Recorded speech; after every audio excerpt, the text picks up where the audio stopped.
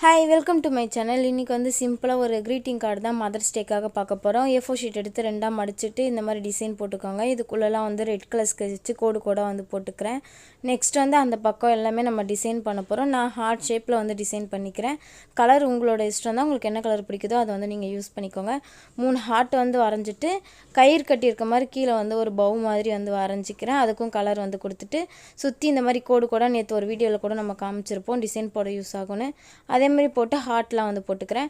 இன்னொரு heart cut பண்ணிவிட்டு happy mother's டேன்னு போட்டு அதில் வந்து பிளாக் பென் வச்சு டெக்கரேஷன் பண்ணிவிட்டு சுற்றி வந்து ஸ்கெட்ச் கொடுத்து உள்ளே வந்து நான் ரெட் கலரில் ஹார்ட் வரைஞ்சிக்கிறேன்.